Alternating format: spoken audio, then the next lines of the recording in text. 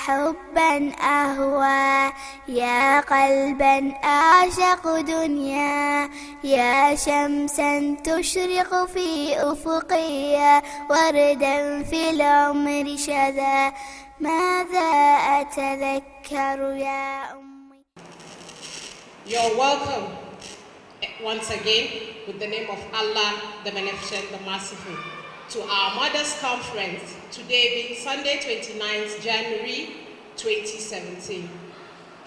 May Allah accept this gathering as an act of ibadah, and may He meet all of us at the point of our need. I would like to call on one of our students in the person of Adam Al-Hassan for the recitation from the Holy Quran.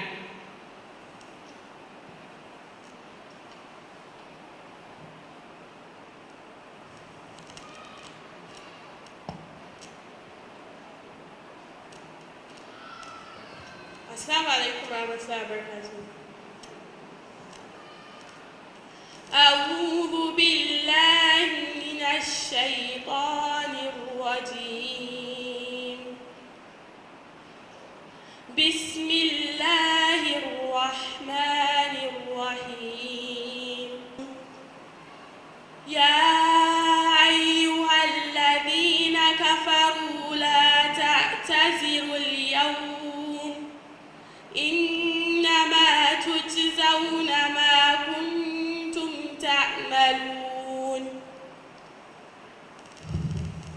O you who believe, ward off yourselves and families against a fire, whose fuel is men and souls, over which are angels stern severe, who disobey not the commands they receive from Allah, but do that which they are commanded.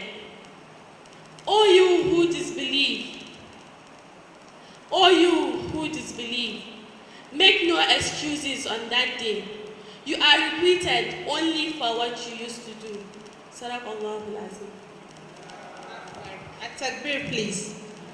Allahu Akbar. We can see from the slide the theme for our program today is raising the girl child with Deen and Dunya. Deen, which is our religion. Dunya, which is the life we live in and all the trials and temptation around it. And if you permit me to quote this from Rasulullah sallallahu alaihi wasallam, according to Muslim in Riyadh al-Salihin, it is mentioned that our beloved Prophet sallallahu alaihi wasallam said, "Whosoever maintains two girls until they attain maturity, he and I will come in the day of judgment like this." And he raised his two fingers together. May Allah make it easy and possible for us. My name is Sharifat Suleiman Giwa, and inshallah, I'll be walking through with you throughout this program. You're all welcome once again. Next on our program is introduction of the chairperson. Please, I want each and every one of us to say takbir for our chairperson, please. Allahu Akbar, Allahu Akbar, Allahu Akbar. This is to acknowledge her coming early and her patience. She came before each and every one of us. She came before me too. Please and please acknowledge her presence with another takbir, please.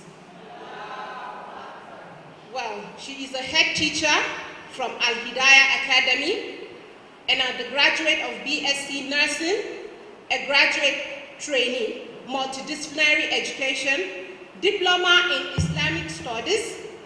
She has been in Nigeria for the past 30 years, though she's an American, but she is married to Malam Muhammad Adamu with 3 children. She is passionate about making Islamic education fun, relevant, and transformative. Please help me to welcome on stage, please help me to welcome on stage Catherine Khadija Adamu. Allahu Akbar.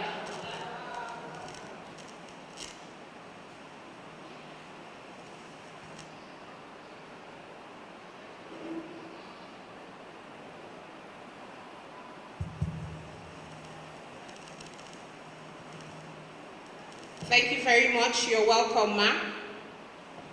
Next is the welcome address by the mother of GHA, mother of all, Hajia Rabi Namtari.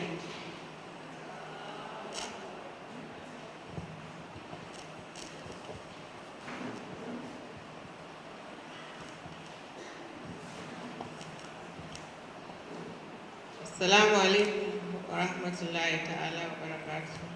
All praise is due to Allah, the Lord of the worlds, the sustainer and maintainer, who made it possible for us to witness this day. May the peace and blessings of Allah be upon our noble Prophet Muhammad sallallahu alaihi wasallam, his companions, the Ummah and all the Ummah until the last day. It gives me great pleasure to welcome you all, our guest speakers, invited guests, our esteemed mothers and staff of our beloved school, Great Heights Academy, to the 5th Annual Mothers Conference of this academy with the theme, Raising the Girl Child with Deen and Dunya. It is our duty as parents to always be mindful that all our actions will be accounted for on the day of judgment, and that includes the way we raise our children. As mothers, it is important we ask ourselves questions. How am I raising my daughter? What steps have I taken to fulfill my responsibility of teaching my daughter about dunya?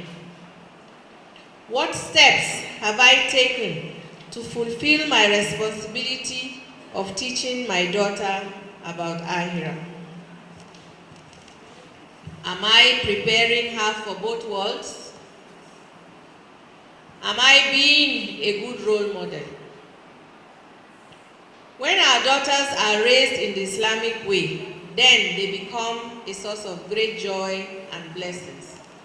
It is mentioned in a hadith that our beloved Prophet ﷺ said, again I repeat the hadith the MC talked about, whoever maintains 2 girls until they attain maturity, he and I will come on the day of judgment like this. And he joined his 2 fingers. The first teacher a child has is his or her mother. And it is therefore important that we as mothers are equipped with the skills of proper parenting. This conference seeks to remind us of these responsibilities and highlight possible mistakes that some of us make. Raising the teenage girl child in an Islamic manner in today's world is challenging, but rewarding at the same time when done in the appropriate manner. It is our duty as mothers to prepare our daughters for the dunya, encourage them to learn and achieve their dreams, instill in them discipline, integrity, sense of responsibility, accountability, having exemplary character, and equipping them with the required skills and knowledge to excel in life and be useful to themselves and the entire Ummah. Dear mothers, we should make our homes an atmosphere where our daughters can learn about both dunya and akhirah. As the saying goes, it is not what you leave for your children, but it is what you leave in your children. Dear mothers, the best love we can show our daughters is to teach and guide them to balance these 2. The girl child is a daughter. She will then become a wife and then a mother. Along with all this, she will be a career woman. How equipped is she for these roles? We want her to raise her head up high, to be an ambassador of Islam, well educated, and can fit in and compete with her counterparts anywhere in the world, in any field she desires, and still maintain her Islamic identity.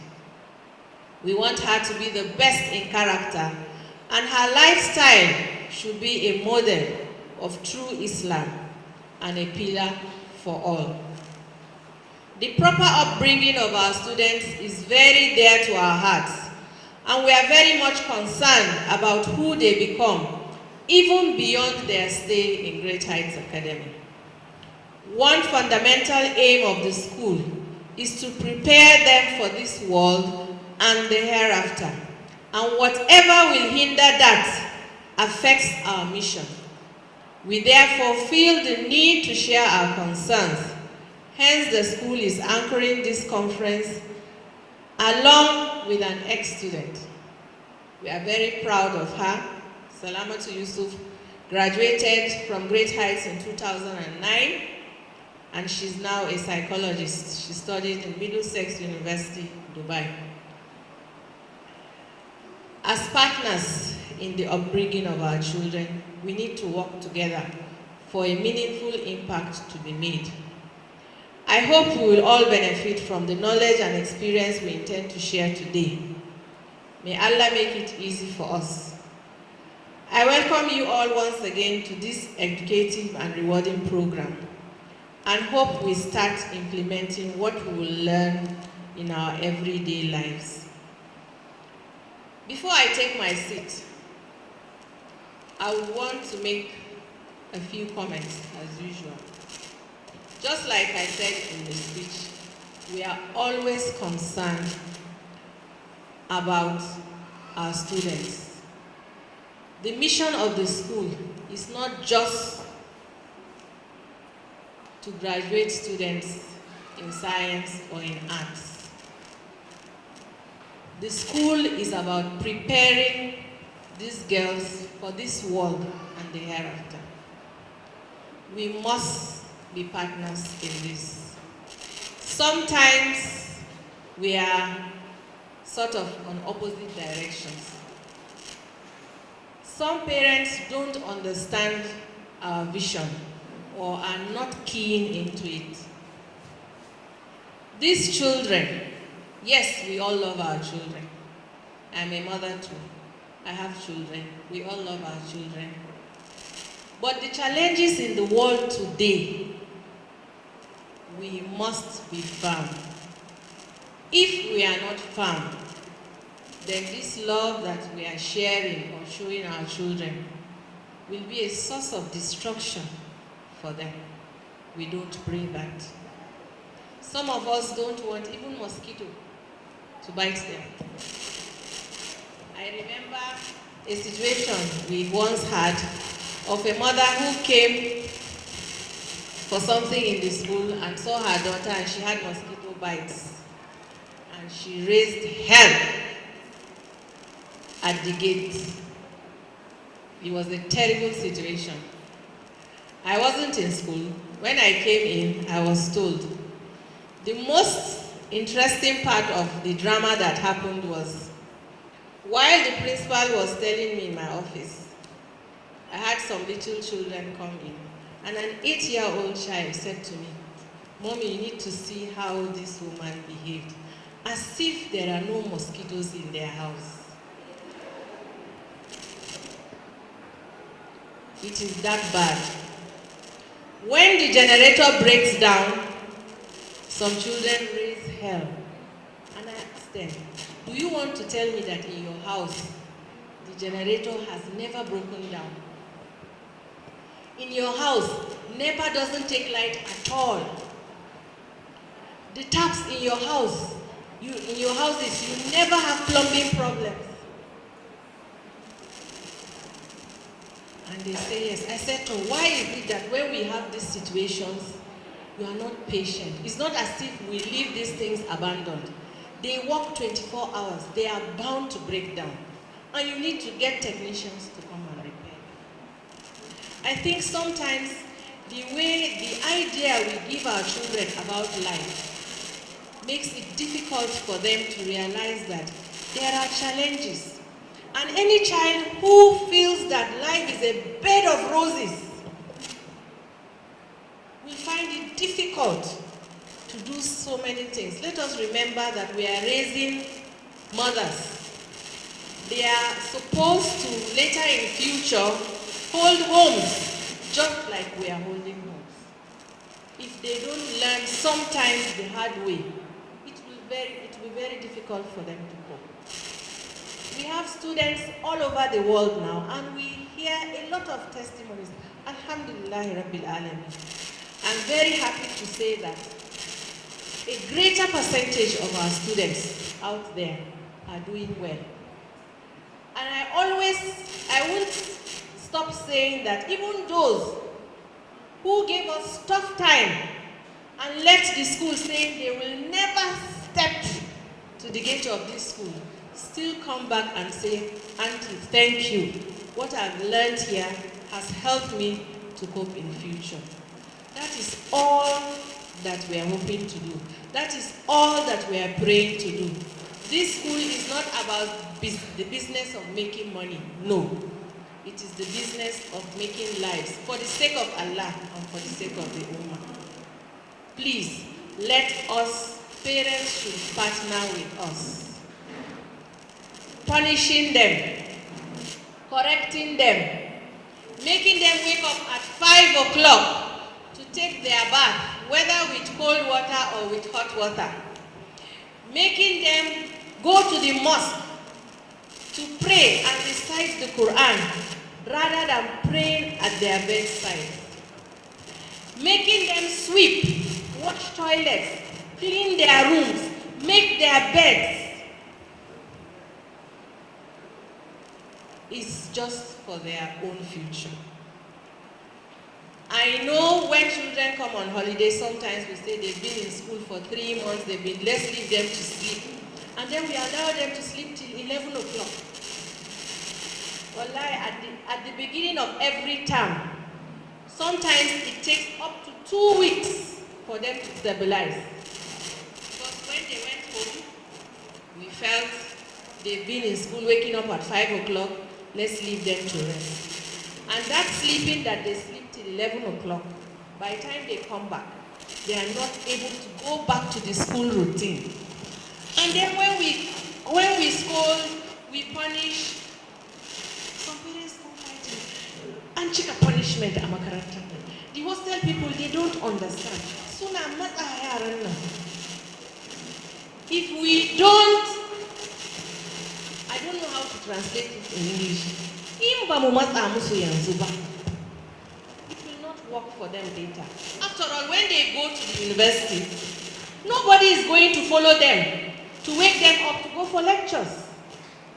And that is why some students in the university waste their parents' money lying down in the hostel, missing their lectures. And if they miss these lectures, it affects their records. And then they begin to have carryovers. Why? Because they are not accustomed to that discipline of having to take responsibility for their lives, for their actions, for what they need to do. As mothers, do we go on holiday? From the day you become a mother, you are not on holiday until you die. From the pregnancy to the making them go through primary, secondary, even after they are married, do we go to rest? We don't rest. Even before the grandchildren, you are guiding them through the married life. When they get pregnant, you are also pregnant, so to say. When they have the children, my grandchild comes into my office, Mommy, Nana, and I say to principal, Wallahi, this bending down to wash, I thought I had finished it. So we don't rest. We don't rest. But yes, let us not rest so that our children can have a better future. Love is not indulging them in whatever they want, especially in this day and age. So my dear mothers, I hope and pray that all the reminders, because it's not as if we are going to say anything new. We just want to remind us of our responsibilities and help us to realize that we really, really need to let these children grow by realizing that life is not a bed of roses. Because we have this responsibility, we are going to account for it on the day of judgment, inshallah. Once again, I welcome you to this conference. May Allah make it fruitful. Assalamu alaikum wa rahmatullahi wa barakatuh. Wa alaikum salam wa rahmatullahi wa barakatuh. Please add takbir for our mother. And for each and every one of us, may Allah make it easy and possible to make our children understand that life is not a bed of roses. And when we decide to mas amusu, if I can borrow what she said, let that mas amusu be beneficial to them positively and to every one of us. Before we go further, please, I would like to invite on stage one of our products who is with us today. She's got BSc in Psychology with Human Resource Management, MSc International Business Management, and is currently working with Zamtrak Management and City Limited as their Human Resource Manager. Please help me welcome on stage Salamatu Yusuf. A takbir for her, please.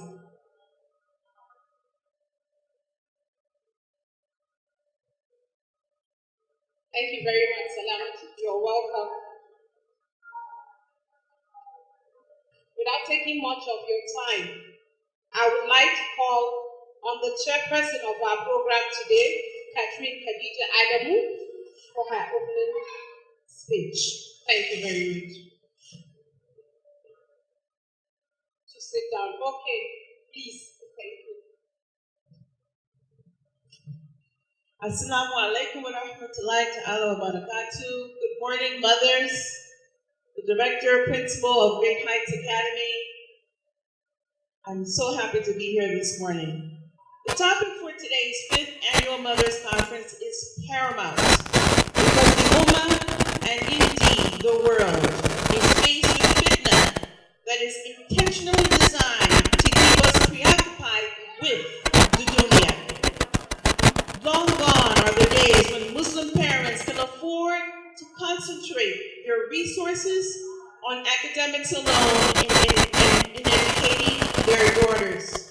And long gone are the days when parents can afford to ignore the essential role that Islamic and Western education side by side will play in raising a new generation of Muslims who are prepared to face all of the threats that seek to destroy the Muslim family. The well-known saying by Ghanaian scholar Dr. James Emmanuel Kikmir Akray, if you educate a man, you educate an individual. But if you educate a woman, you educate a nation, illustrates why the information to be provided today by former student Salamatu Yusuf, a psychologist, is critical in order to prepare mothers to be able to assist their daughters to successfully navigate the challenges that are facing the woman in the 21st century. I am confident that she is going to give a detailed explanation and provide you with critical tools that will enable you as mothers to assist your daughters to successfully navigate this critical role as they become mothers in the future. But let me summarize a few points that I've also like to contribute to today's discussion. First and foremost, mothers, it is essential that you pray for your daughters. In fact, if you have sons as well, all the time. It must be something that you are committed to doing daily. As parents, you must make critical decisions on the type of companions that you yourself will have in your lives as a role model and as a mother for your family. And what that means is that sometimes you may have to end a friendship with a person whose background or direction doesn't match your own. Because it might be that that individual who is raising their children against what you yourselves believe in, those children might negatively affect your own children. Try to make Prophet Muhammad sallallahu alaihi wasallam a living, breathing reality in your family. Take time to study his seerah. Learn to try and make your daughters to love the Prophet, sallallahu alaihi wasallam. And this has to begin when your children are young. Learn to have fun activities in your home that are halal. Make your home environment as pure as possible. And this is a challenge today. If we think about how many of us want to prove how wealthy we are by having a satellite dish or other types of electronics in our home, it is a fitna for us, and we have to try and balance what we provide as far as entertainment for our children in our homes. Sometimes it might mean removing one haram and replacing it with 2 halal activities so that we can strike that balance. As mothers, we can't just talk the talk. We have to walk the walk. Our daughters are watching us closely, and they will end up growing, modeling your behavior. Be sure that what they're modeling is something that you will be proud of and that will bring you reward in the future, inshallah. As the director has already said, as mothers, we have to be willing to not paint a rosy picture that life is a bed of roses. We have to be realistic mothers. And we should not be afraid of being the bad guy or being the bad mom. It's not easy, but it's something that we must embrace as mothers. If we are to get our daughters where they need to be in order to face all the challenges that they will face in this 21st century and beyond. We have to learn how to keep our daughters close to us, and that means we have to be open to establish some kind of relationship, but making sure we don't cross the boundaries and try to be the friend. You are a mother. Learn to embrace that role and not be afraid to embrace it wholeheartedly. We must not be afraid of not being afraid to spoil our children. We can't spoil them too much, and we shouldn't praise them too much either. And we must learn to talk with our daughters with love. I've been around a lot of young girls, and many of them express how afraid they are of being able to communicate sincerely with their mothers, only because mothers, we put up a barrier that says no. Try to get rid of that barrier and learn to embrace your daughter so that she can be that resource that you need to be for her. I look forward to hearing the presentation by our sister, and I pray that all of us will embrace and learn how to implement many of the tools that you will be provided with today. Assalamu alaikum. Ensure that you execute that. And in addition to creating a fun atmosphere in an Islamic way, I had the opportunity of being at Sahad stores.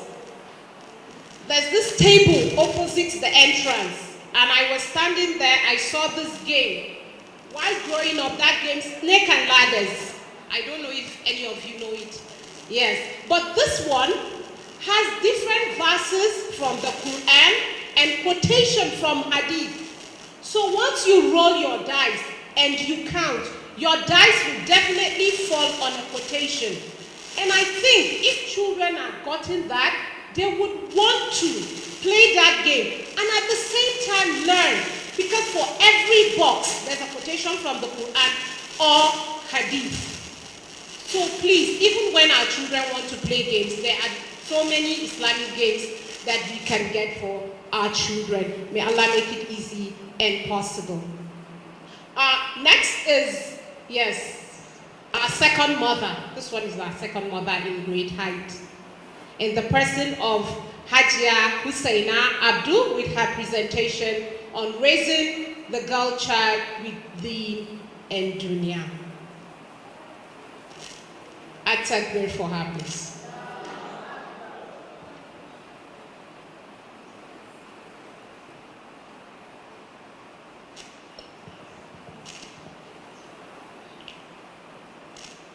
إن الحمد لله نحمده ونستعينه ونستغفره ونعوذ بالله من شرور أنفسنا ومن سيئات أعمالنا من يهده الله فلا مضل له ومن يضلل فلا هادي له أشهد أن لا إله إلا الله وحده لا شريك له وأشهد أن محمدا عبده ورسوله. All praises are due to Allah. We praise Him. We ask for His help. We ask for His forgiveness. We seek refuge from the evils of our souls and the evil of our misdeed. Whoever Allah guides, no one can lead astray. Whoever He leaves to go astray, no one can guide. I bear witness that there is no deity worthy of worship except Allah, and Muhammad sallallahu alayhi wasallam is His messenger and servant. When Prophet Musa was asked to go and face the people of Fir'aun, he shook. And that's exactly how I feel. And he asked for Allah's help. And I'm going to do the same. Rabbi shrah li sadri wa yassir li amri wahlul 'uqdatan min lisani yafqahu qawli. Amma ba'd. Assalamu alaikum wa rahmatullahi wa barakatuh.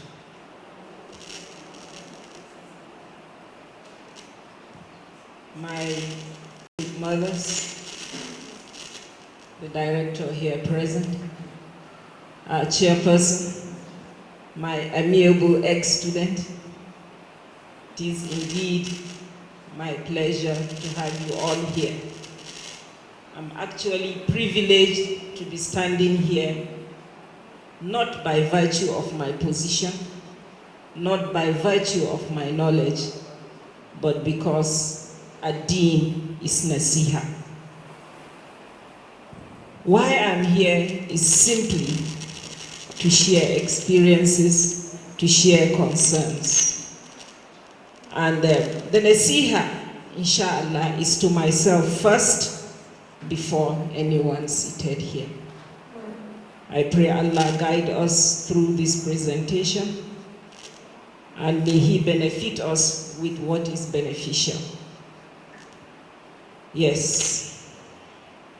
Inshallah, what we hope to achieve here are these: that we create awareness about the state of our teenagers today, that we make mothers see why the need to redirect our focus and use the proper Islamic guidance, and bring to your notice why we must insist on striving for excellence. And may Allah enable us to achieve these today. Before we proceed, I want to talk about gifts, special gifts. We all love gifts, right? Do we? MashaAllah. So, and I want to find out the most special gift you have ever received. Yes. Where's the second mic? Let's hear mothers talk about the best gifts they've ever received. Yes. I'm sure we can speak out. Yes, starting from the first row by my right. Yes, going. Yes, this best gift you have ever got. The best gift you have ever received from anyone. Thank you very much. Yes. Assalamu alaikum wa rahmatullahi wa barakatuh.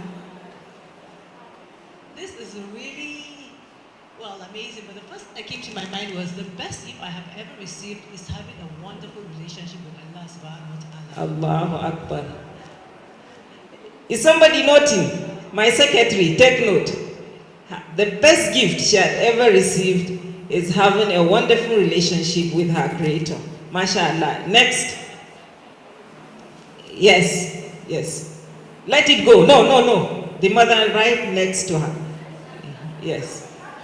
The best gift to be from Oga, from a colleague, anything, whatever.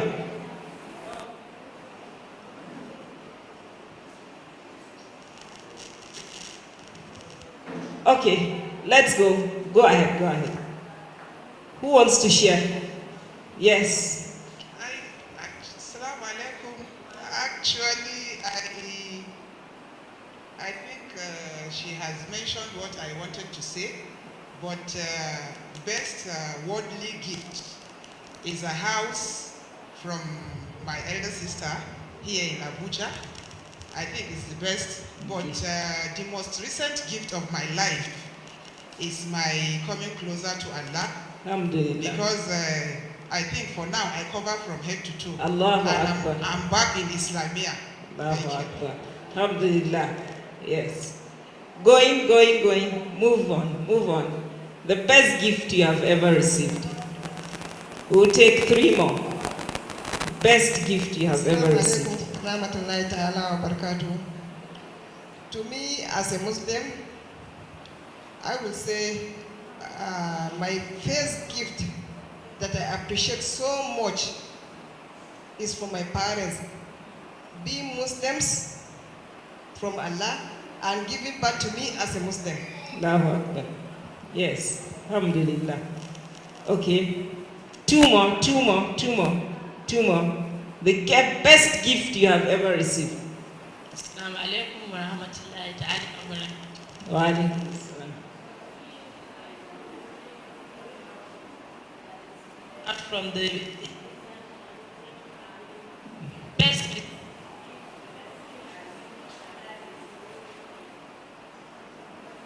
Is it? The best gift I received from Allah subhanahu wa ta'ala is having my husband with his dedication to Islam and being, how can I say? A supporter. Yes, supporter to the training of my children. All right. Inshallah. One more. One last one.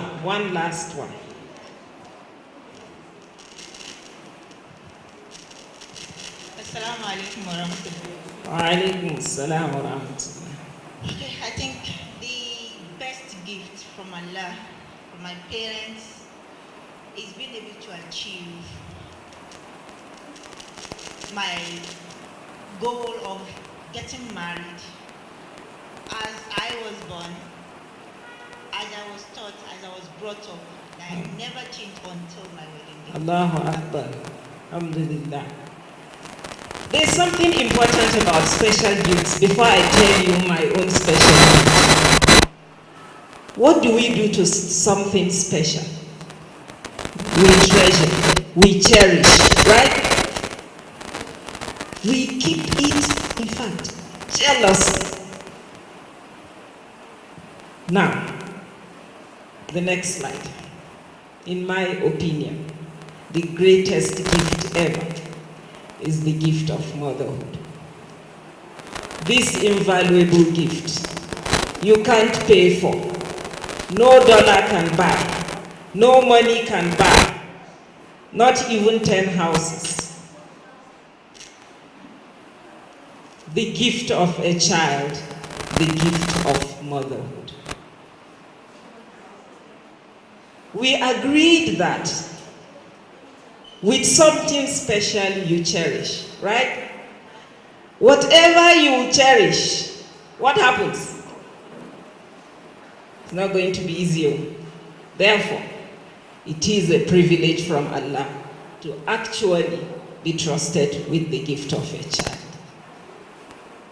Being a mother is one of the greatest experiences in the life of a woman. Do you agree with me? No experience is like it. This great experience is filled with great responsibility and accountability.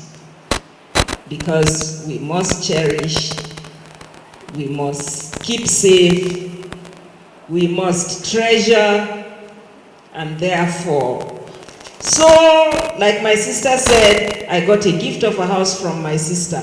I'm sure you will never want your sister to come to that house and see it in a state that she will not like, right? So it is with this God-given gift that comes with so much responsibility, incidentally, with accountability. Next slide. This responsibility is so overwhelming. Honestly, it is so overwhelming that you don't know. Incidentally, my director said, you keep being there for the child all through life. Even when they are married, you have not given up. You are still there to guide on how to be good wives, eventually how to even be good mothers. So it's really, really overwhelming. And like we used to tell the kids, nothing good will come easy, right? Nothing that is good will come easy. And Allah tells us, just like Adam read to us today, "O you who believe," bring back that verse. "Save yourself and dependents from hellfire." The gift of the child is an amana that will come with responsibility, and accountability will follow. Just so that that ultimate goal, what are we all striving for? What's the ultimate goal for us as Muslims? Getting to Jannah. Yes. And then when the Prophet ﷺ was asked, when Allah created hell, he asked Angel Jibril to look at it. And he said,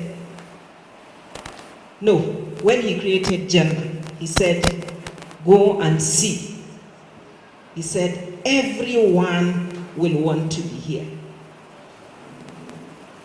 Then he created hell and said, no one will want to be here. Then he showed him the path to Jannah. And he showed him the path to Jahannam. Said, this path to Jannah, the way it is, nobody will go in easily. But the path to Jahannam, smoothly. And we should remember that Shaitan asked Allah for respite. And Allah gave it. And he swore that he is going to come to us from all sides. Front, back, right, left. May Allah protect us against him. Abu Huraira reported. Now we want to talk about this special gift. What is the nature of this child? Every child is born on fitra, natural instincts, innocent. Then we begin to manipulate. Like we see in the hadith, it is his parents who makes him a Jew, a Christian, a Magian, till the end of the verse. What that hadith is telling us is that our children are born innocent, and we make them what we want to see in them. What does this tell us? So what should be our focus? Now that we know that this child is innocent, that it is in our hands to begin to mold, to begin to shape. So what is our focus? What is our guide? The interesting thing about Islam, alhamdulillah, that we are Muslims, is that there is no aspect of our life that we were left unguided. None, absolutely.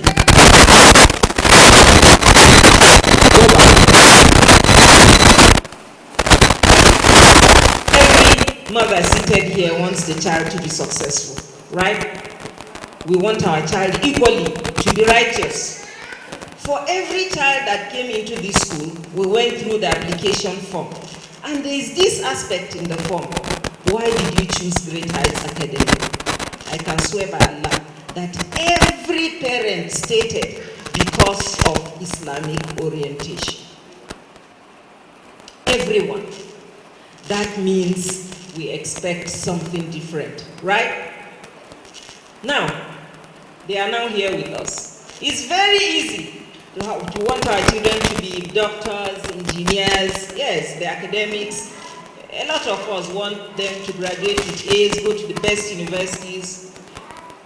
And then we said, for us as a school, what we want to achieve is preparing them for both worlds. Honestly, it's very easy to be successful.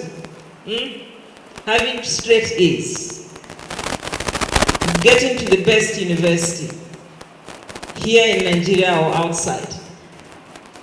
But the challenge we are left with is whether we have prepared them to be righteous, to be good Muslims, to be ambassadors of Islam anywhere they go to. That is where the challenge is. Go ahead. Now, what helps us determine this? What have we done? What is our intention? We saw that, yes, we want good children, we want pious Muslims. We all agreed earlier that nothing that is good will come without the type of effort that should go into it. Therefore, why are we here? Why are we worried? I just felt I should bring to the notice of mothers that there's something we often miss out. That's why there's need to talk about this. For every opportunity I have to talk to mothers, I will advise that you understand basic characteristics or the psychology of your child. What are those things that the child exhibits at certain stage in his or her life? I always encourage mothers to understand this so that when such behaviors are being put up, you already know that, okay, this is what to expect, this is how I will react. Now, this is where I'm going to. Between ages 0 and 5, as the child is growing up to this first stage, habits are being formed. That is why it is called habit building years. Between age 5 and 10, they are very receptive to learning. And that is why we always want to catch them young. But do you know what? Wallahi, that is where we miss it. That is where we often miss it. Within this period, we say, Yarani. They don't have to wear caps. Don't bother if they wear jeans. When we say Shege, we say Ayaro. We miss it. This stage in the life of a child is very, very critical. Whatever you instill and they get used to up till age 10, I bet you, if you are not relenting in your prayers, you are still continuing with the efforts, that child will turn out to be what you want when we get there. Our focus in the secondary section is on the last stage. Unfortunately, by the time they come to us, they are already there. They are already there.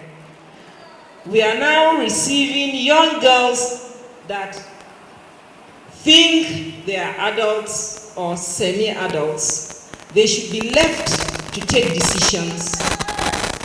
Yes, that is the stage. When you are hard, they become rebellious. But if we have taken care of this period properly, even if the challenges will be there, we will say this is trial from Allah because you can't have it all. But in all honesty, we need to pay attention. We have already received some, but no hope is lost because others are coming up. At this stage, this is when you instill values that you want to become part of your daughters later in life, by the time they come here. You know, many of you don't know your daughters. You don't know them. When we have issues and we invite mothers to say, you know your child is, he said, no, I'm surprised at this. Because this is at home, doesn't go out, doesn't do this. In fact, the person must have been influenced by a peer. Agree? But as a school, we are also concerned about that peer. That peer also came from a home. So what we're saying here is, if we do what we're supposed to do as mothers, we will not have those peers that will form negative influence to others. Are we together? Are we together? Good. As a school, earlier on I said we decided that we anchor this ourselves, so we share experiences. Looking at everything, I've been in this institution for 12 years. I should be able to write a book about the our students. We have come to declare, go back. Declare, go ahead. No, ahead. Go back one step. Yes. We have worries that I have explained earlier. Like I said, the adolescent stage is the one that is very, very critical to us because we receive them at that stage. And you'll agree with me that the task of bringing them up is not an easy one. In fact, many homes are now anxious to send them to us. Yes. Once they are, I can be wahala, let's go to the boarding school. No problem, as long as you support us to achieve that training. We don't have any problem receiving them. We are worried that we have lost values. Values, respect, especially, we have lost. Not because we don't remind them. If you look through our program of activities, every day it's all about reminders. Why are we not yielding the type of results that we desire? What's happening? We just watch and say it is Zamani.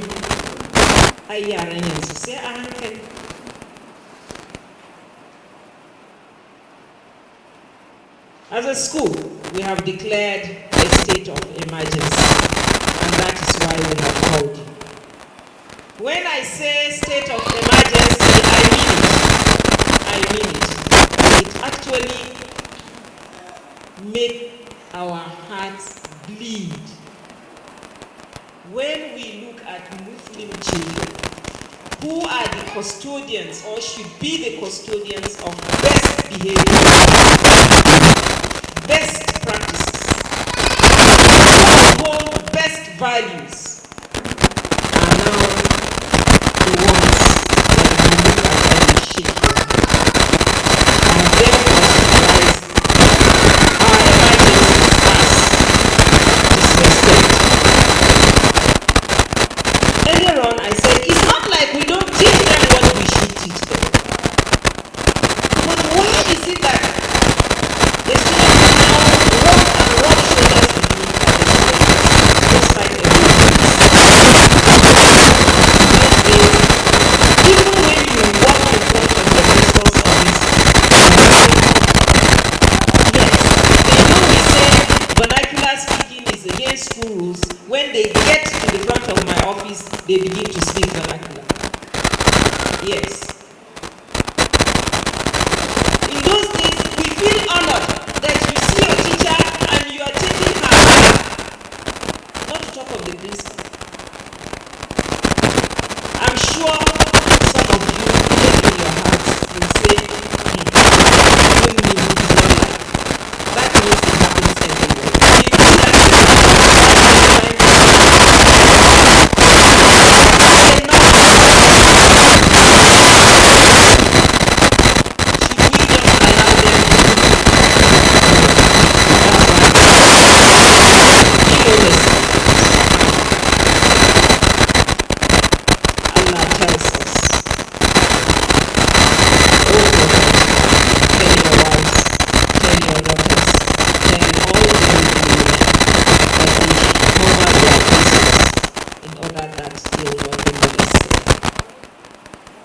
Allah in His wisdom created us and knows what is best for us.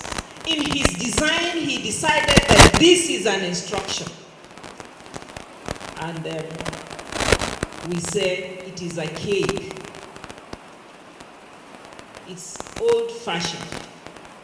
It happened 1400 years ago. This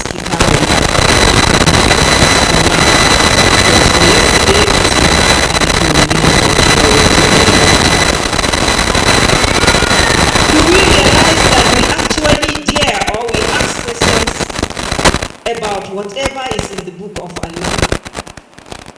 You know, when we watch shortcut, my students will ask me, okay, auntie, what if I wear hijab? I said, excellent. Now you answer my question. What are the basic characteristics of Islamic dress code? They will say, it should not be tight. I said, 1. It should not bring out your shape. I said, 2. It should not be transparent. I said, nice. It should not look like the dressing of unbelievers. I said, yes. It should not look like the dressing of men. I said, good. So, what you are wearing, does this fulfill all these conditions? You don't have to wear anyone like this one. No. If you are sure that anytime you dress, you stand in front of the mirror and say, is this transparent? Is it tight? Is it very attractive? Does it bring out my curves? Once you are able to answer these questions, whatever it is you are wearing, you have fulfilled Islamic dress code and you can go ahead. If one is missing, the chikaba is not complete. May Allah make it easy for us. Talking about immodesty, I don't know. I don't know how you feel, but it makes me cry. It hurts me that Muslim children now go about half naked. George Okora is making his millions from Muslim children. Quote me.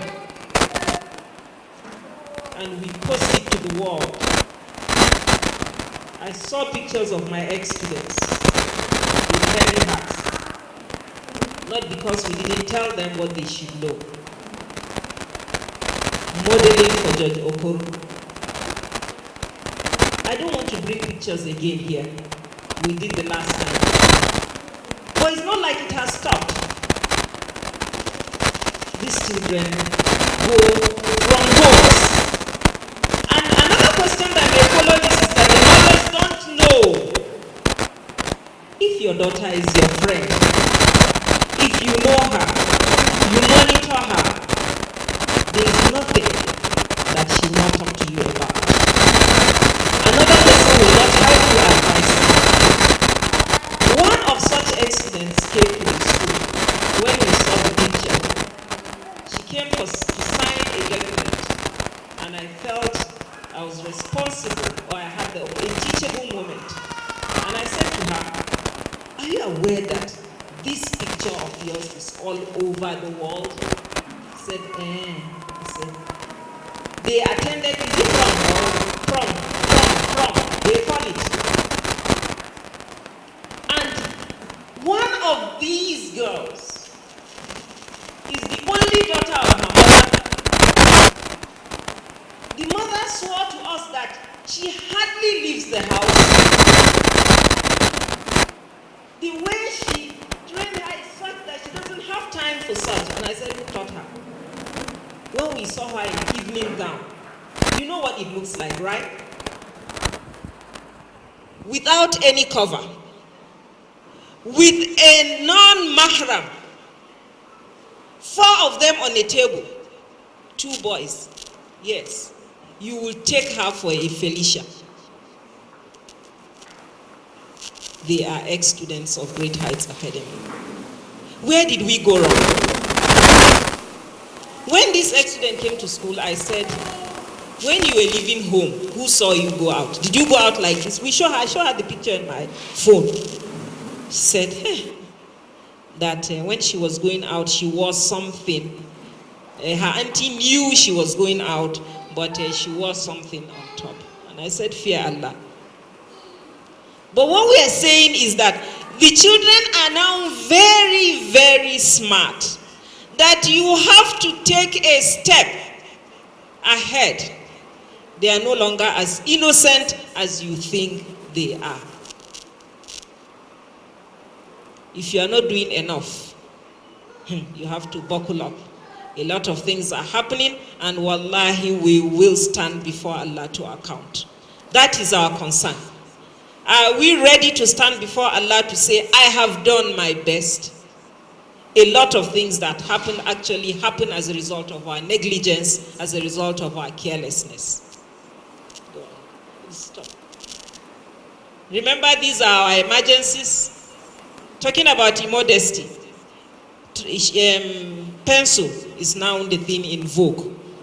Shaitan, he will not leave us. You know, even the hijabs. We all know that hijabs should not be transparent, should be plain, should not be too attractive. We all know, everyone.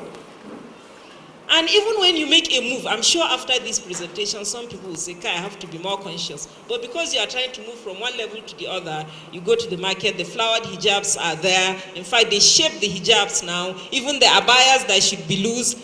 The devil will tell you, okay, this one wants to take a step. He wants to wear hijab. These hijabs have to be very attractive so that it will appeal to her. Yes, we go for the flowered ones. The abaya you want to wear so that it will be loose and fulfill that condition of not being tight on you. They now shape that as well. As if that is not enough. They now put stones and embroidery from head to toe. And except Allah helps us and help our iman, you feel somehow. You feel clumsy. You feel outdated. You feel you cannot be in the midst of everyone. Who says that? It is honestly in the mind. It is in the mind. I have come to realize that. With all sense of humility. When I had the opportunity to travel to US, and I was to take my son to school, everybody was like, hey, are you going like this? In fact, before you go for visa, the threat of CO, they will not allow you to cover your head. You will not do this when you go for the visa interview. Wallahi, I went for the interview, covered the way I am. I attended the interview, I got the visa. When it was time to go, one of my friends called me from Lagos. Who said, now don't embarrass yourself. When you're going, get shorter hijabs and all that. And you know now, the human in you, I was like, hey, maybe I should not go. Maybe I should not go, somebody else should go. And when it became obvious that no one could go, and I have to go, I said, Ya Allah, help me. I got hold of my askar. When you are entering a town, a new town, there's askar. That you get favors, right? Yes. I was very mindful every step I go. To cut the long story short, I went to US. Wallahi azim, the way I'm looking. I was there for 2 weeks, and there's nowhere I had the opportunity of entering that I did not enter. I went with my son to school. I attended the orientation. Do you know the interesting thing? I was sitting down and somebody came and admired me. He said, where are you from? I like your attire. That is not enough. I was at Walmart. We all know Walmart. Many of you have traveled. Somebody approached me, hugged me. You must be from a religious organization. I said, yes. He said, I like the way you look. That is not enough. In the hotel where we put up, an 80-year-old woman, we normally meet at the staircase, and I just smile and we pass. And one morning, she just said to me, I like you. What am I trying to say? It is in the mind. I went, I spent. That is not to say I didn't encounter security checks. Of course. As soon as you get there, you are a Muslim. Of what comes to mind is terrorism and all that. I know I'm not a terrorist. I know I have a mission. I know I didn't mean any harm. Above all, I know Allah is with me. I surrender. As in fact, before you say I remove my shoes because they will extra check from head to toe, I smile all through. I smile all through. But I stayed like that, and I spent time like that, and I came back the way. I didn't change my mode of dressing. The first time, and when I had to go back again to visit my son, the same thing happened. And here I am, alhamdulillah. What am I trying to say? If we believe in Allah, and we accept the commandments of Allah, we strive to follow these commandments. If you do, Allah will make it easy for you. He told us, Fazkuruni azkurkum. Remember me, and I will remember you. May Allah make it easy for us. Low grades, so much about immodesty. Let's strive. It is clear we are not left unguided. Everything, Islam did not leave anything untouched. So let's strive to understand, let's strive to follow, and may Allah assist us. Part of our emergencies, low grades, underperformance. Some of you were at the last PTA meeting, and it's always about bashing the school, about the school not doing what we should do to make all the students have A's. And we have said, if we will be the only school that will remain on the path of goodness by not assisting our students to make A's, then we will be there. We will remain there. We are very proud to say that whatever C's we have, the girls worked for the C's. If they have A's, honestly, they worked for the A's, and even our D-grade students will go out there and perform like A students. We have, I'm sure some ex-parents will have testimonies to give, given the opportunity. We will remain on that path. What bothers us, however, is the fact that majority of our girls are so relaxed, so relaxed. There's as if there's nothing at stake. We are very comfortable. We are coming from comfortable homes. In fact, they tell us that even if they don't make good grades, private universities will take them. They say this to us. There's nothing to push them. Now, why we are talking about this is the fact that we want mothers to realize that we have a mission as Muslims. It's not only about our individual daughters making good grades, it's about our daughters representing Muslims and Muslim girls. What image are you ready to project about Islam? Do you see it? You know, we do, in my capacity as a principal, I'm also a counselor. So we do career counseling. And some of them will come to you and say, I want to be a computer analyst. And my first question will always be, why? Why? Somebody said to me, I have never thought I should consider my dean when I choose career. Yes. She said, Auntie, I have never thought of that, but I will from today. Because all we want is a successful child. Yes. Who will become a doctor, an engineer, a manager, a director, and that. It's good to have that. But the point I'm trying to make is, the girls no longer see the need to work hard. You have given them everything. A parent told us, I'm building a hospital for somebody who has not met the requirement to be in the science class. So the hospital is there. Yes. When you finish, so there's a company, you just join. They don't see the need. What I'm asking for is that let them know that it's not all about even getting fixed somewhere. It's about Helping Islam is about being a good ambassador, is about filling a gap, is about showing that Muslims can also do it. Without talking too much about that, I'll come to that later because that issue is very close to our hearts. And why you must support us to make them see that they have a gap to fill. We go to the hospitals, we are worried that we are checked by male gynecologists. What have we done? We'll come back to that, inshallah. Materialism. In the course of my discussion, I mentioned one or two. In fact, some people are already shaking their heads. We know it's a problem, right? A big one. So it means you have made my job in that regard easy. We all agree that we have a problem with materialism. Negative attitude.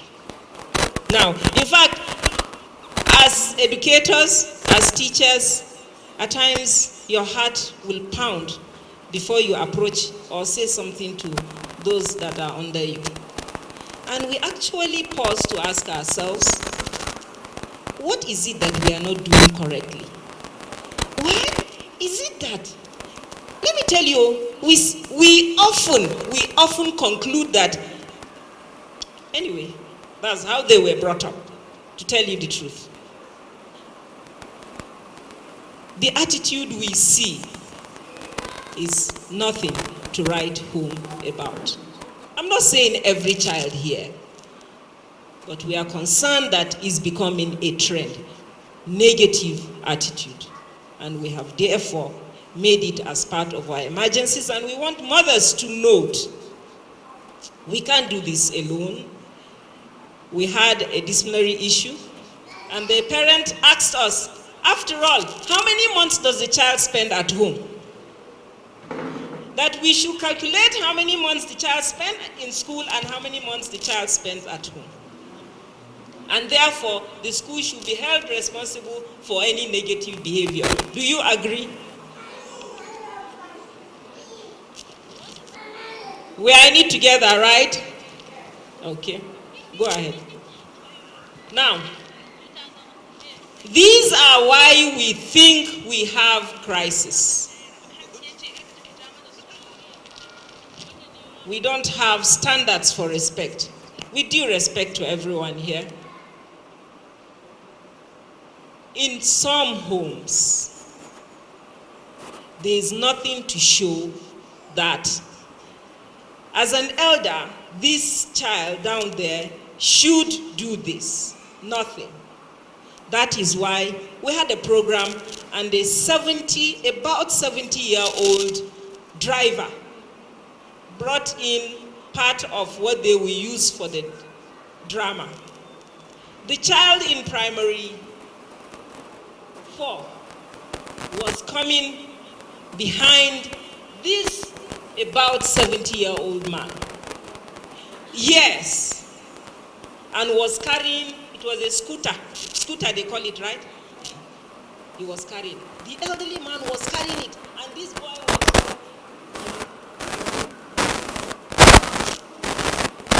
As far as the child is concerned, this man is our employee and therefore does not deserve any respect. Yes, mothers don't even teach their children to hold their bags when they are coming. So how do I expect that child to take my bag? At times I'll carry one bag, one leather bag, and my handbag and something else. My students will walk past me. You know, I have the urge to actually not let them feel they're so important that I really needed the help. But because I have that responsibility of enjoining what is right and forbidding what is wrong, I said, come. It's not because I can't carry this thing, but courtesy demands that you should do this. This is also missing. We don't do it at home. We don't teach them to do that. And therefore, they are not used to it. And when we get to that rebellious stage, they now see it as being hard on them. Are we together? when we treat our children disrespectfully as well, they get used to being disrespectful. Children may never be good at listening to adults, but they never fail to imitate them. Do you agree with me? When you are the shouting type, the mother, you shout, you insult, then ubanka, shege. What does the child get used to? The same attitude. And that is why, you know, in the hostel, you hear them, then ubanki, then shege, iska, and stuff like that. Yes. These things don't just happen. And they didn't learn them overnight. Some mothers spend so much time trying to instill the right behavior. Yes, some others don't and don't care. And then your child cannot grow in isolation. Like I said earlier, we are actually concerned about those peers that may influence. So, we need a lot of work to do. The decline in civility. I spoke about being courtesy earlier. No courtesy, right? And that's that. Use of abusive language. I've spoken about that as well. Proper role models. The chairperson spoke about walking the walk and not talking the talk. Whatever you want to see in your child, be that thing. Yes. Because you are the best teacher, the first teacher. We don't monitor, including, in fact, everyone, including the speaker, is guilty. How much monitoring do we do? By 7:30, some of us are out of the home. We get back when it is about 4:30, 5, 6 at times. You are tired already. The child had gone to Islamia. We'll come back about 6 as well. The child is equally tired. Even if you manage to ask about assignments, that's for the younger ones. You don't have time to pay attention. That close monitoring that they want. For the junior ones, those that come from home, what about those that come on holiday? What do we do with them? Do you know they reveal to us how scared they are to talk to you? Yes. How many mothers can beat their chests and say, my daughter is my friend? Some of us are shy. As mothers, I discussed with a mother in my office and he said, because she hadn't discussed menstruation with her daughter. Because of that, we have made it a policy that as soon as they come in first term, JS1, JNC is here, menstruation is part of the guidance counseling topics because you shy away from that. If you don't teach them, others will teach them. The fear is don't allow the wrong people to teach them. A lot of them have issues they want to talk to you about. I bet you. You have not given them the opportunity. They want to talk to you. They want you to be their friends. But they are so afraid of talking to you. So, who do you leave their guidance for? The school? It takes a lot of doing to have them open up to us about personal issues. In fact, we have to do a lot to win their confidence and assure them that we are mothers as well. That gap you have to fill. The parenting skills will not be complete if you don't have communication skills as well. So take a step and make your daughters your friends. Display of materialism, everybody concord. The children of this, that, I don't wear this, you create a lot of problems for them. This one belongs to a class, that one is down there, so we don't associate with this. You must have this, and because you are like this, a whole lot of issues on materialism. May Allah guide us. Family instability continue to be one big problem, militating against the tarbiyah of our children. At times, we are forced to become marriage counselors as well, right? Just because we want to keep the girls as sane as possible. Alhamdulillah, at times we succeed, at times it is tough, and it is very hard on the child. Upon resumption, one of the girls said, I didn't see my mother throughout the holiday, and nobody told me what happened. All I was told was she traveled. She didn't call us. She never came back.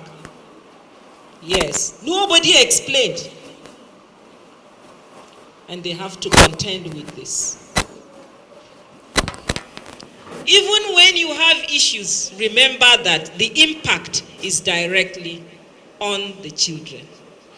When they come back to school, they are withdrawn. It affects their self-esteem, and invariably, it will affect their performance. Go ahead. What should we do? This list is not exhaustive. Make courtesy our priority. We treat children with respect. We tell and show them how to respect. We don't tolerate any form of rudeness. When your daughter shouts at your house help and instantly you said, what nonsense, that is not acceptable. Will she do it again? Even when she meets somebody who is not house help, what happens? She will accord respect. So we must make conscious effort to instill respect. We make sure that our children are equally surrounded by respectful people, and mothers must have good role models around their children. We must listen and we must understand the feelings of our daughters. This I've said earlier. Go ahead. Now, earlier I said I'm going to come back to the issue of underperformance. Why are we not doing well? Why are we not doing well? Why don't our children bother whether they fail or not? The teachers will be begging them to have extra lessons. What we have not done is to break the head and put the stuff. Yet, they come at will, they feel as if, everything is just, lessons are going on, they are writing songs, doing all sorts. I'm not just saying this. So we wonder, do they even realize what is ahead? Do they even know that it's not just about them, it's about Islam, it's about Muslims? And I said, at this forum, I'm going to share with mothers. So they will see what I'm saying, and probably we will push together. That this is not just about individuals, that there are more uneducated children among Nigerian Muslims compared to non-Muslim children. That in Nigeria, 60 to 62% of out-of-school children are girls. Of the world's nearly 1 billion illiterate adults, 2/3 are women, and 2/3 of the over 130 million children worldwide who are not in school are girls. What does this mean to us? The unfortunate thing, the bulk of the groups, every category we have mentioned, they are girls. They are Muslim girls. They are Muslim girls. When I talked to the girls, I said, you see, you should understand that you have a mission as a Muslim girl. Here, what do I do so these statistics change? What do I do so that the existing wrong impression about Muslim and Muslim women change? We are the custodian of knowledge. What are we doing? Education is a right to every Muslim girl or boy. It is therefore sad that despite this state, Those who are privileged to be in school, like ours, still don't realize why they are here. They don't take studies serious. They are distracted. Instagram. We said so much about social media and your daughter at the last conference. You will agree with me that it has become the greatest fitna of the 21st century. What are we doing? We don't even understand the gadgets we buy for them. We don't know them. And we don't understand the extent they could go with the gadgets. All we want is, what's the latest? iPhone 5 or 6 or 7, fine. Is that friend of ours has, and therefore she should have too. What she does with that is entirely not our business. It should begin to be our business. We are not condemning technology completely. There's so much good about technology. But we want you to understand and therefore give proper direction, give proper support, and help them to use technology positively. You can't do that if you don't understand that as well. So let them teach you. What is it about this? Before you condemn, you take time to ask, okay, what do you achieve with this? How do you use this? Good. But don't you think if you do it this way, it's better? We have a lot of counseling to do. You have a lot of pampering to do to get the best in them. Yes. Remember, this is a rebellious stage. This is a stage they want to be left alone. You know, I attended the hostel assembly one day, and I said, I know how you feel. You feel at this stage you can take decisions for yourself. You know, I was just telling them everything I know about this stage. They said, Auntie, how do you know that? I said, I was once there. So we need to understand. If not, we will be fighting at all times. Where we need to be firm, we will be firm. Where we need to yield, we will yield. But above all, whatever love we show, let it be such that in the long run, there is benefit in this world, and inshallah there will be benefit in the hereafter. So, I've been doing all the talking. And therefore, I should take water and then allow mothers to talk. Like I said, my list of what I think should be solution to our problem is actually not exhaustive. And therefore, I'm sure there are some other contributions that could come in, and then we will all benefit from it. Going. Yes. Bismillahirrahmanirrahim. Rabbi shrah li sadri wa yassir li amri wa halul 'uqdatan min lisani yafqahu qawli. Assalamu alaikum, sisters in Islam. As the lecture was going on, I just saw the deliverer talking to myself. She was talking to somebody like me, standing here, and I believe most of us parents here are guilty of what we have just seen. Alhamdulillah, for me, great heights is where I brought my child to be brought up apart from home in an Islamic way. And I think the basic thing that is missing here is knowledge, ignorance. Most of the things we have just had here, I believe most of us parents are ignorant of how to even go about it in the religious way. Because if we are learned Islamically, and then we do what is expected of us, just like the lecturer said, qawlun wa amal. You say and you act.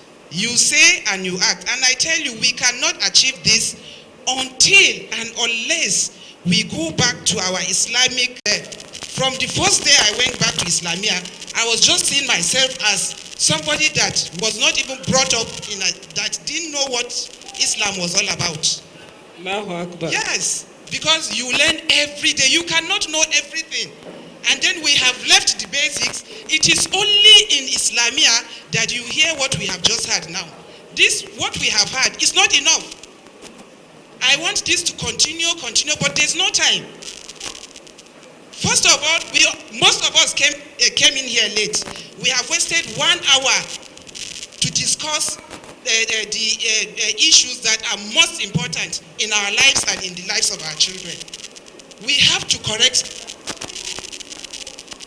We have to be our children's role model. My daughter was going to ABU. I didn't know how to tell her to cover up properly because I was not doing that. I tell you, that is one of the main reasons that made me to start covering up from my head. It did not. Yes. The intention is there. May Allah make it easier. Yeah, sorry, there's no time, but I just saw myself standing in front of as guilty as what they have just said. Not all, inshallah, but most of the things that were mentioned here, there are things that I'm guilty about. When I started going to Islamia, I will carry my abaya in my car and carry my small little shaitanic veil. Yes! When I get to Islamia, I will put on the abaya. Immediately I leave Islamia, I will drop the abaya in the car. And then, but I kept on asking myself, how long? And is it that I'm covering because of my madam so that he does not complain? No, I should do this because of God. And to crown it all, when my daughter was leaving for the university, how do I tell her, don't dress like the Jahiliyatul Ula? It is in the Quran. Don't dress like those Jahilis of the past. Understand? So I had to start doing that. And then when she was leaving, I told her, please, Muslim. I said, try to that differentiates you between a Muslim and a non-Muslim. She said, but I used to come and I said, this you people put, it's not the proper covering. I to Islamia. Now I'm covering properly. At least I can show her example from myself. You don't have the moral right to correct what you don't practice, my dear parents. So we all have to put our hands on deck. We are dumping what we have spoiled at home to these people, and I want to thank them. Jihadi. It's a jihad. It has gone so bad that I have been crying within me. This thing is exactly what, and dear parents, we have to change and be our children's role model. Assalamu alaikum. Jazakillahu khair. Now that she has, there's so much fitna out there, and the home must be a place where Allah is remembered and obeyed. We have said about how mothers must walk the walk and don't talk the talk. We must also help children to live their lives seeking the pleasure of Allah in everything that they do. Mothers must remind their children about accountability. We are so relaxed about this. Our children really don't know that they are accountable for their deeds. You know, I don't fail to mention to them on the assembly ground that for us as Muslims, once you start menstruating as a girl, you are an adult. So it's either you are a child or you are an adult. And as an adult, you are accountable for your deeds. We always take it for granted. At 10, they are already menstruating, and they still don't understand that from this moment, your whatever bad that you will do or you have done will be recorded, and it will be there waiting for you. So as mothers, we must remind our children about accountability, and then emphasizing to them that they should go, when we go back to Allah, we should go hoping for Jannah, inshallah. Yes. Go ahead. I didn't talk about why we chose this conference theme, raising the child with deen and dunya. Most of us know the mission statement of the school, that we are preparing the children and especially the girl child for life in this world and the hereafter. What that meant is that we must make the children realize that we are on a journey, as we were told. The Prophet told us we are on a journey. And whatever we do here is preparing us for the hereafter. How conscious are we? How conscious? In fact, we are so carefree that we hardly remember that we could drop dead any moment. I don't fail to tell children, no matter how small they are. You know, we don't say, God forbid, that a child dies. Because we know that a child can die, an adult can die. It's not compulsory that you must attain 80, 90 years before you die. And therefore, children should understand that they could drop dead at any time. And the question is, are we ready to meet Allah? Are we ready to meet Allah? Are they ready to meet Allah? If you should drop dead, what will you want people to hear that you were doing when you died? Some people die in sujood. May Allah give us a good ending. Some people die while they are clubbing, right? Or committing very big sin. So if we consciously remind them that we are accountable for our deeds, we will die, therefore we should strive to do good at all times. I tell them on the assembly ground that the beauty of Islam is that anything good that you do, any right thing, is an ibadah,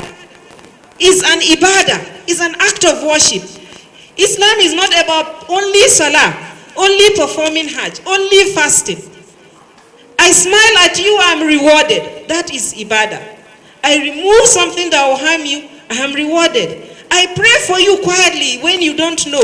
It's ibadah. So how much time do we take to discuss deen with our children?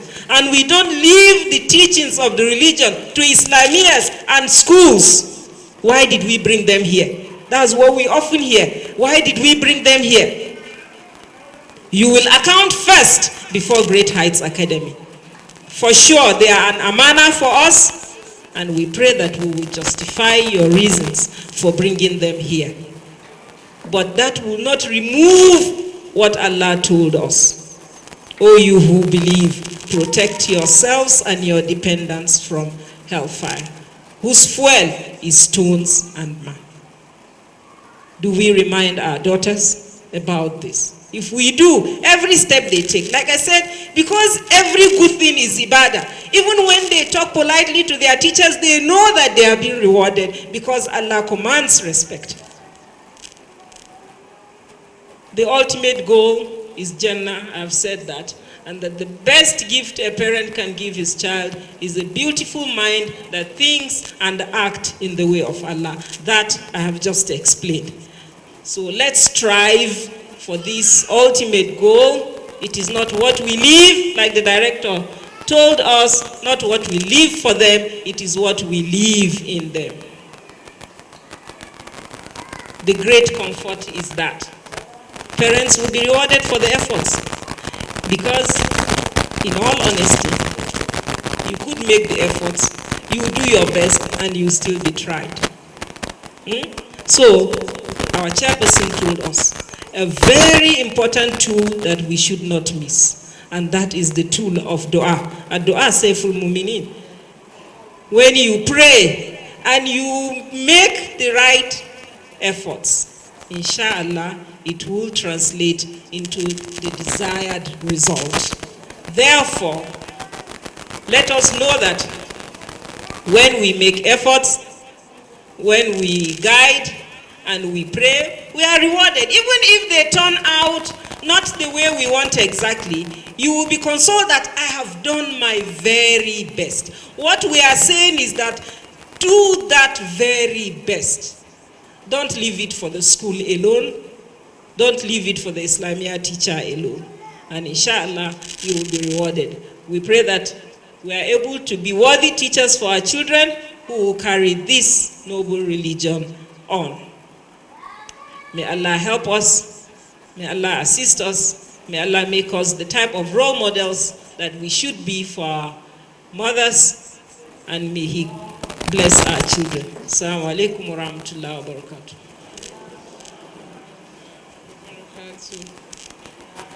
Takbir. Another one, please.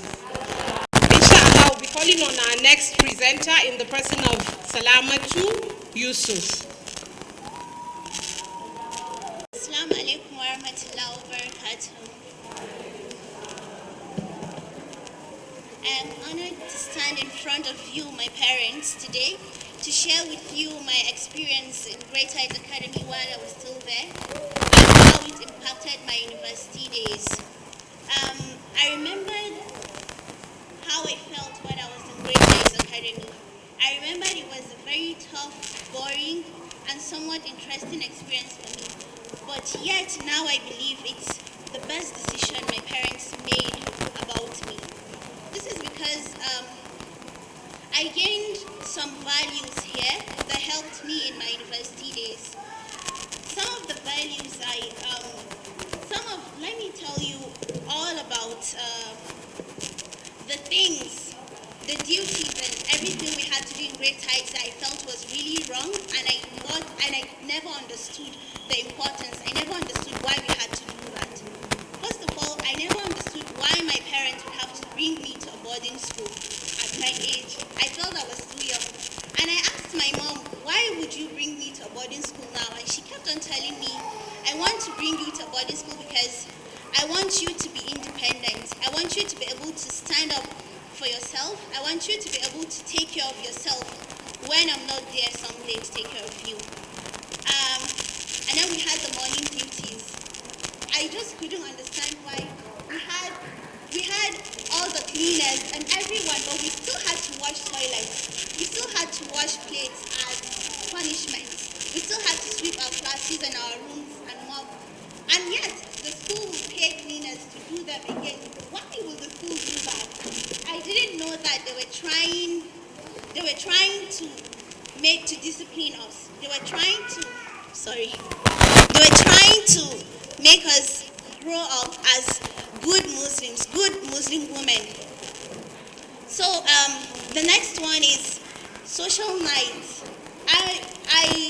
My first 3 years in Great Heights Academy, I wasn't really concerned about the social nights because I never heard about them. But when I got to SS1, other students from other schools came, from New Horizons, from different schools, and I remember them telling us about the social nights, the bonfire nights, and I was like, why will Great Heights not do that?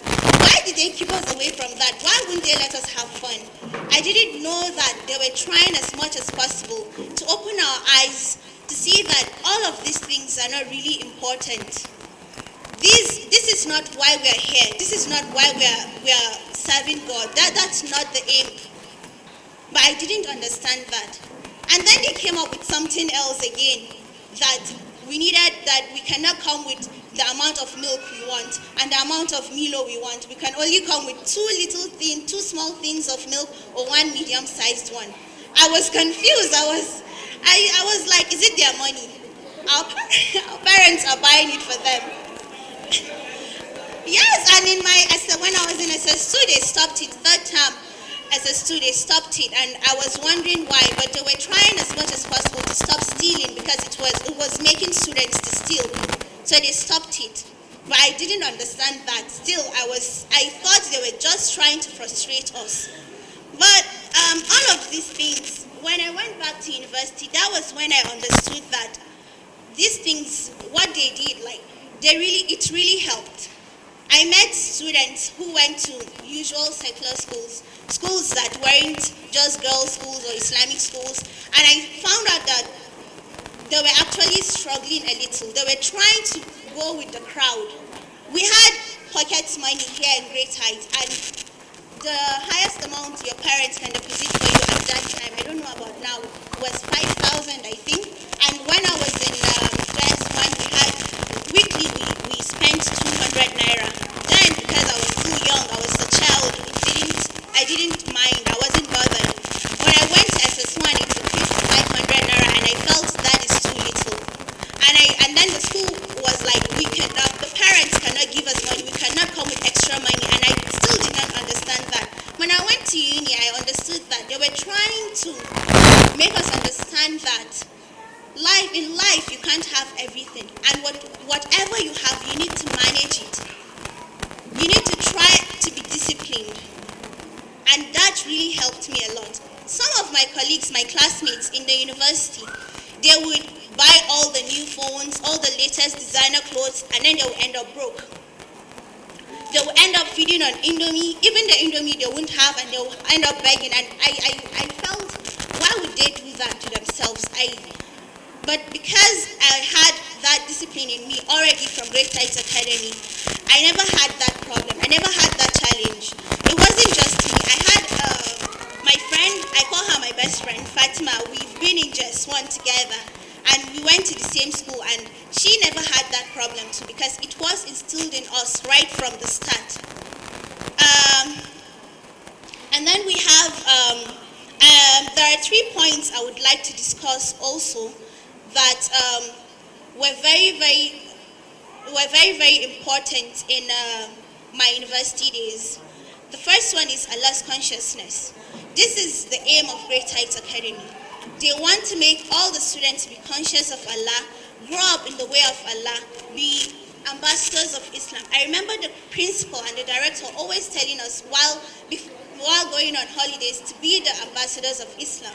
I remember that clearly, right there at the assembly ground. She always says that before we go home on breaks. We had MSS, we had the morning to us, we had supplications we made after every farilas, every salah, and then we had moral instructions every Friday. We took that carelessly. We never really bring ourselves to understand all of this. We just did it because we were told to do it, because we thought we had to do it. But after we left Great Heights, I found out that this is, I don't know how to put it, but it made me feel like being in Great Heights Academy was one of the best things that happened to my life, because I know I am upright. Inshallah, I am upright. And this is because of my stay in Great Heights Academy. And not just Great Heights Academy, also my mom. My mom is very, very strict. She constantly monitored me. I didn't understand why, but she monitored me. While I was in the university, I remembered one incident that I called her. She called me, it was on Eid. And usually in Dubai, during the Salalaya, they always organize barbecues and things like that. And I told her that I was going there. I remembered her telling me that I should call her and tell her when I come back so that she would know the time I got back. And I had to do that. But then I felt, what if I had lied to her? She wouldn't have known, but because I had Allah's consciousness, I couldn't lie to her. I just couldn't bring myself to do that. And then hijab. When I came here from primary school, I wasn't covering up well. I didn't think any of it. But then we had to wear hijab all the time. You cannot leave the hostel without wearing hijab. And when you come to visit in school, they're always conscious about the way you dress. So you have to dress well. And then I got used to that. Even when I was in university, I didn't really wear hijab, but I wore abayas. And I never left the house or my room, or I never went to class without wearing a headscarf. Never. I never wore long short sleeve dress or spaghetti tops or skirts. Never. Because I wasn't used to that life at all. And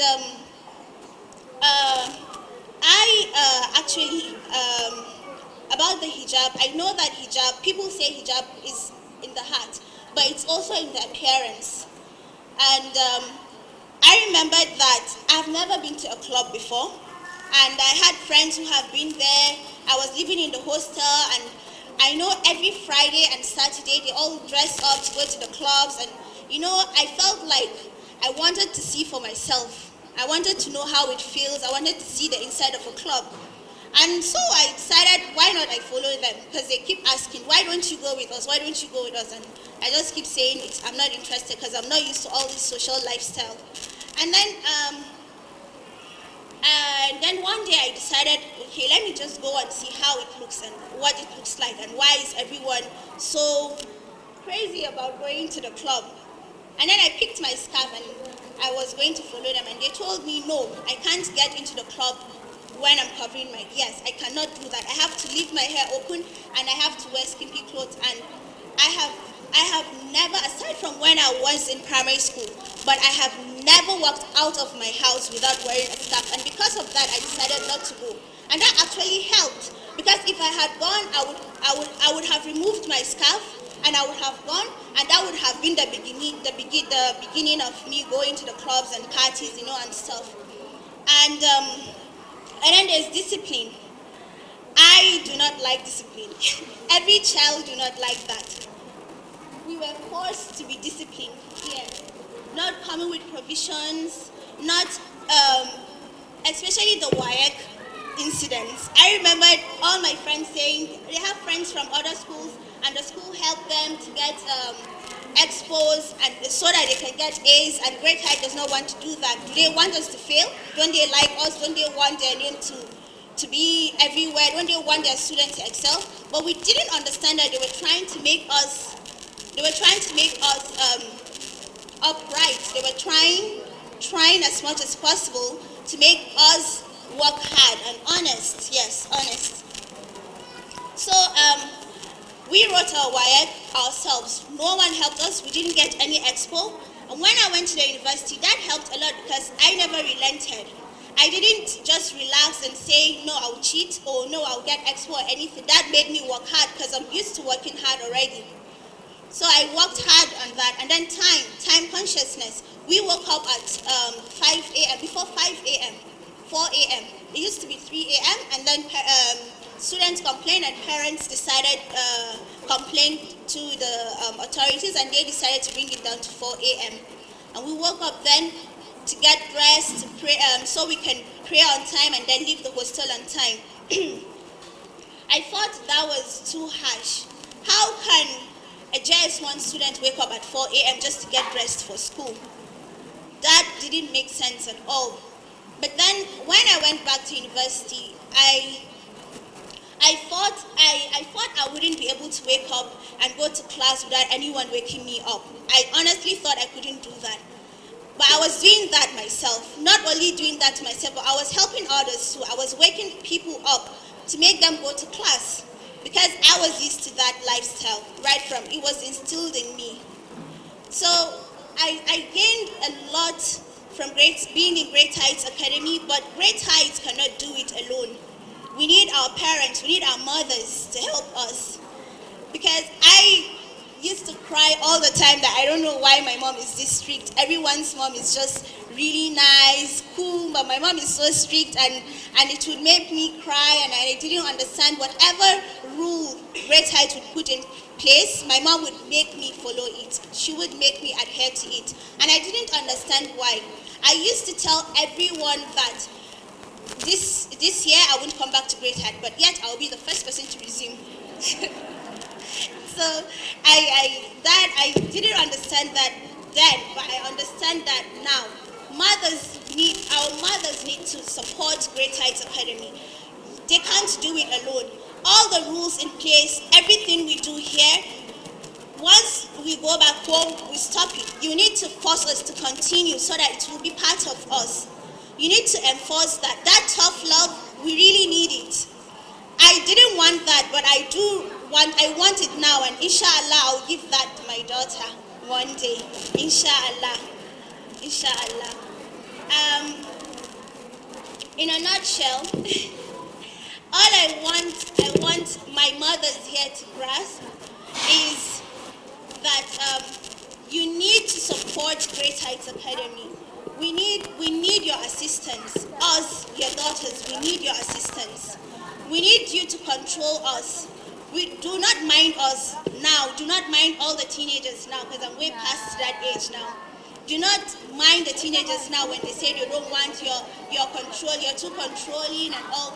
Yes, you're old school. Do not mind them. One day they will thank you for that, and they would understand that now. One day. I really do understand that now.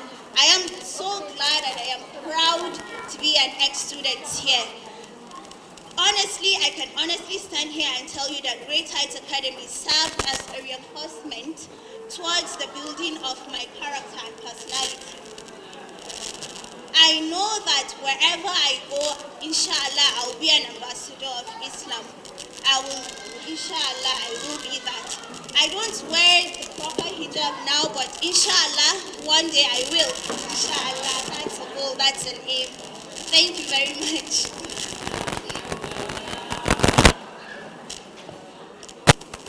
At this point in time, we're going to have our interactive session, questions and answers. Answered. Now is the time. Please let the microphone go round. First, Jazakallah khair to the presenter, Hajia Hussaina.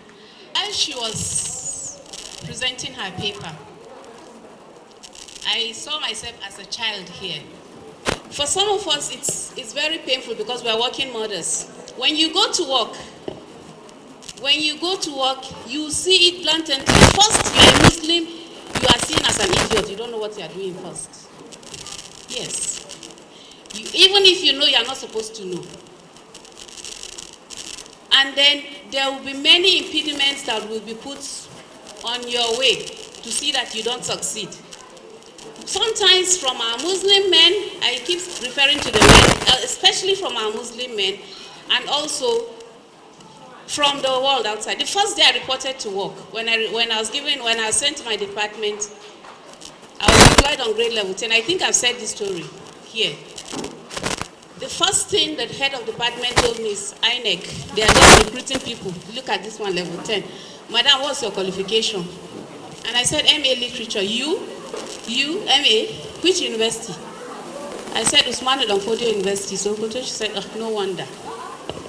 I think I wrote, there was a time they wrote on stereotypes, Farouk Beroji wrote on stereotypes. In their daily trust, I wrote something like that, on it too. Now that's somebody, she's from the north. She finished from BUK.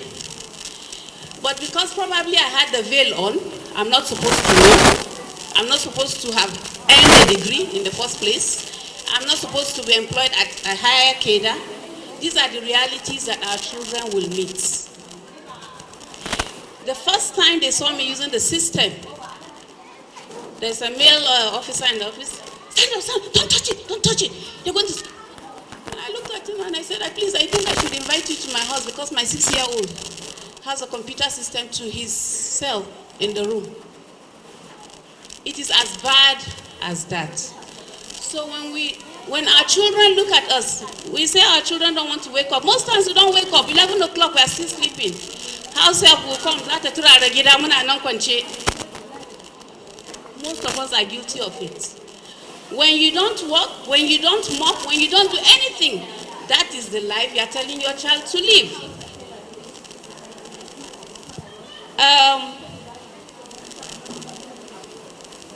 We need, for me, what I've taken out here is that we need to have a lot of such fora. For some of us that have money and means, we need to start creating activities that we can take our children to. That they can talk about their deen, they can see the religion in the light that being a Muslim is not being backward. Or that being a Muslim does not mean you don't know. Or you should be shy. Or you shouldn't be able to express yourself. So we need to set the agenda outside even the home. Apart from the ones we do in the home, outside the home. Because the outside influence is the one that is much more. How many talk we have, if you look at now what is going on, there are a lot of leadership academies. How many leadership academies do we have for Muslim kids that you talk about leadership? Because they need to know what leadership means. They need to know what them on leadership, what it means. Are you a leader? What is accountability? What is integrity? What is Islam in itself? How do you propagate Islam? Through your activities, through your actions, through the way you do your things. For me, I have enjoyed this workshop, and I pray the Almighty Allah will guide all of us and protect us in the best of ways. Thank you. You get extra search. And I want to thank Great Heights Academy for what they are doing and what they will continue to do. Alhamdulillah Rabbil Alameen. My daughter finished from Great Heights and she's doing a very good job. She's schooling in Hungary, in Debrecen. When she was going there, they told us it's a Christian city. I said, well, I don't have any fear because I know she will stand on her own. And Alhamdulillah, the Muslim students in Debrecen, they are doing a good job. They are even converting Hungarians into Islam. I would like to add to what our mothers have been saying for a while now. But I want to call our attention to some things that is very, very important. We all have kids there in this school. I would like to appreciate the school as well, because they are trying their best in the little they can do. But I know the most important thing is we, the mothers. I want to share some things here. Most of us women, mothers here, we know how to use the internet, especially when it comes to the area of using WhatsApp. We know how to use Facebook. I want to employ us, just like going to Islamia. If you don't want to go to Islamia, there are so many free tutorials or schoolings that you can do. There's IOU, Islamic Online University. There are so many courses that are free on their websites that is helping. I take part of some of the courses. And I think we should go there as well. It will help us because my daughter, whenever she comes back home, I try to get things out of her. What is going on in school? I always sit her down. When I know she's trying to avoid me, I'll let her go. But later, I'll still try to get some things out of her. Most of the things that I get from this school, especially what they do in the hostel, it's embarrassing. I know the school cannot do so much, but as a mother, I think we are causing so much problem. I want to beg you, everybody here, we are all guilty. I'm guilty as well. Okay? There are so many things that we do. Most of them, we don't even want our children to know about it. Our daughters as well. I want us to change. I'm begging everyone here. We all need to change. We all need to learn. Let's face our fears. We have so many fears that we have in ourselves. Because we found it rosy now, it doesn't mean our children will find it rosy tomorrow. You might be married to somebody who is rich. You might have the opportunity that, okay, my father knows this person, I'm going to marry somebody like that. It's not possible. You cannot say 100% that your daughter will do the same. Please, I want to implore you, set a good standard for your child. Don't give them the impression that everything will be easy. Stop it. It is bad because that is what they bring to this school, and that's why they don't listen. When they know that, okay, just like you said, that, okay, a child that is not even qualified to be a science student is already dreaming that, okay, my dad is going to build an hospital for me. So how do you want that child to achieve something in life? Well, I have a child here. She has already finished. She's now in the university. She is my child, I would say that. But I met her in this school. She was the first girl here that I got connected to. I handed my daughter to her. But I felt so connected with her because of her character. She's so unique. Up till now, we still spoke yesterday. I still meant to, I tried to talk to her that, okay, you should set a good standard. You went out well, and I want you to continue that way. I will give you an example. In the University of Lagos now, 2 girls, they broke the record that, okay, they came 5.0. They made the 500 GP. They are Christians. They are not Muslims. Just like we are talking about the percentage of Muslim girls that are doing house helps. I don't like taking them as house helps. I have a house help in my home, but I don't want to. I have a house help that is a Christian. The way I treat her like my sister. But I feel kind of reluctant to take a Muslim girl as a house help. But most of us say we do that. How do you want them to feel? Whenever I see them coming with you to school and all this stuff, what do you do to them? The first house help that I had was a Muslim. But I took her on the basis that I'm not going to take you as an house help. I'm going to train you. And that is what I did. I achieved that. Fatima still calls me till tomorrow. May Allah never break our relationship. We should look at it that, okay, no matter what, we don't want our children to be in that position, as well as we want to help others to get out of this poverty level. So please, I want you to start from your own daughter. You don't know what will happen tomorrow. We don't even know what will happen the next minute. What if we die? She'll be looking forward to, okay, I need to get married to a rich person, because I don't need to read. I don't need to have a first class. I don't need to make my A's or whatever. What's the big deal? My children will come home, they'll be telling me, no, why are you always hard on us? My son, we always say the standard, look at this video. These children are children that are not from so rich family like you. And they are making it in life. They are making